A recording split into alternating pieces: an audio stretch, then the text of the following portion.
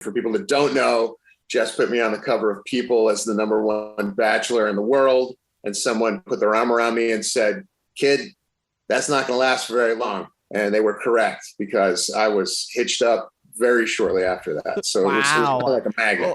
Well, also, like you'd had your eye on Sofia Vergara respectfully for a while, and did you mail that to her? Did you take it to her? Like, I'm the best bachelor in the entire world. If you want a piece of this, you better put a ring on it. Yeah. Is that what you said? Is that how it went? Lock it up. Lock it up.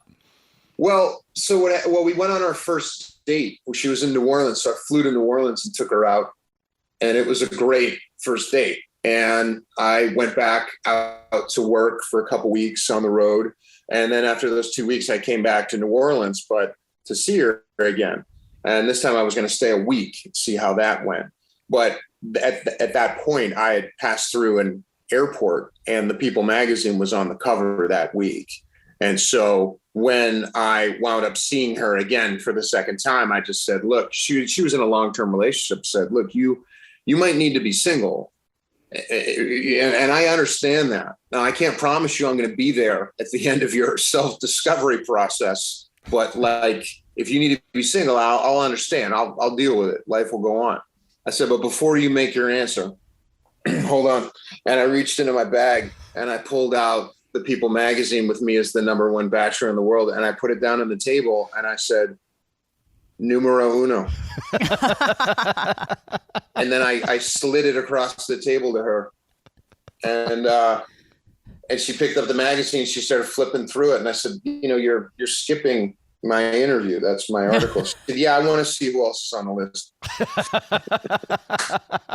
Now, wait, Jess, because we've heard the story of how you and Jess were at the White House Correspondents' Dinner. That's where you first, see Sophia. But Jess, was that? Well, I saw her. I'd seen her years before. We both were presenting back to back at an MTV Music Awards, like in 2010 or something.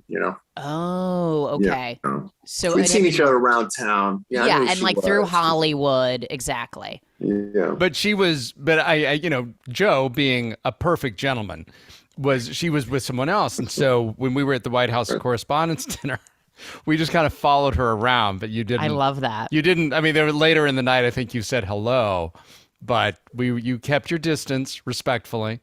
Yeah. Well, he wants to get into a fight in a tuxedo, that's not a good look. The White House. Irresistible. Who invited that guy? Oh, Jess did. Right. Now it's like a whole big scandal. So yeah, it was kind of like, all right, that guy was there, but Jesse Tyler Ferguson brought her over to me and made her say hi to me or something. I was like, hi, how's it going? Like, your fiance is, what are you doing right now? So it was one of those.